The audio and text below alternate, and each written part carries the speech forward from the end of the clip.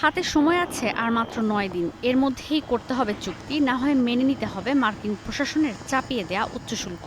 বাংলাদেশের তৈরি পোশাকের রপ্তানিমুখী বাজার অনেকাংশেই নির্ভরশীল মার্কিন ক্রেতাদের ওপর। তাই ১লা আগস্টের আগেই শুল্ক চুক্তিতে আসতে মরিয়া বাংলাদেশ।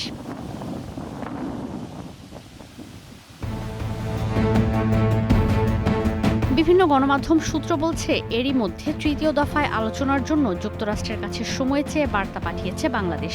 আর যুক্তরাষ্ট্রের প্রস্তাবিত পারস্পরিক শুল্ক ইস্যুতে দেশটির বাণিজ্য প্রতিনিধি কার্যালয় ইউএসটিআর এর কাছে নিজেদের অবস্থানপত্র শীঘ্রই উপস্থাপন করবে বাংলাদেশ। এরপর যুক্তরাষ্ট্র আর বাংলাদেশের পারস্পরিক অবস্থান নিয়ে হবে চূড়ান্ত আলোচনা, যদিও আলোচনার দিনক্ষণ এখনও নির্ধারণ করা হয়নি।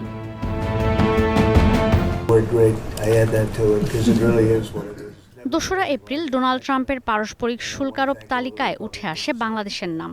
সমালোচনার মুখে ৩ মাস শুল্ক স্থগিত করলেও ডোনাল্ড ট্রাম্প গেল ৮ জুলাই এ সংক্রান্ত চিঠি পাঠায় বাংলাদেশ সহ আরও অনেক দেশে। চিঠি অনুযায়ী কোনো চুক্তিতে না আসলে ১লা আগস্ট থেকে বাংলাদেশি পণ্য কিনতে মার্কিন আমদানিকারকদের গুনতে হবে ৩৫% শুল্ক। এরপর ওয়াশিংটনে বাংলাদেশ ও মার্কিন প্রতিনিধিদের মধ্যে ২ দফায় বৈঠক হলেও আসেনি কোনো দৃশ্যমান সিদ্ধান্ত। এদিকে শুল্ক ইস্যুতে এখনও অনিশ্চিত পার্শ্ববর্তী দেশ ভারত। কিছু ইস্যুতে দুই পক্ষ একমত হলেও কৃষি আর অটোমোবাইল খাত এখনও আটকে আছে আলোচনায়। এই ইস্যুতে আলোচনার জন্য ভারত আসবে ইউএসটিআর এর কর্মকর্তারা, কিন্তু সেই সফর হবে ১লা আগস্টের পর, যে কারণে রপ্তানিমুখী খাত নিয়ে বিপাকে ভারতও। কারণ যুক্তরাষ্ট্রের স্পষ্ট বার্তা, ১লা আগস্ট থেকে গুনতে হবে শুল্ক।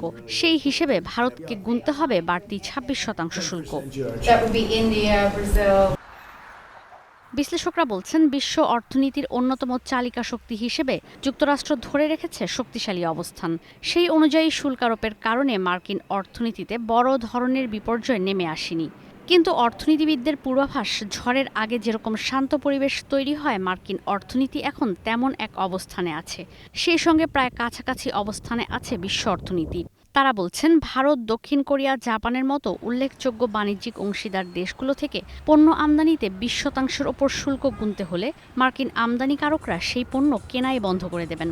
বৃহত্তম বাণিজ্যিক অংশীদার জোট ইউরোপীয় ইউনিয়নের যখন ৩০% শুল্ক গুনতে হবে, সেই প্রভাব শুধু ইউরোপে নয়, পড়বে পুরো বিশ্বে। ঈশিতা ব্রহ্ম, স্টার নিউজ।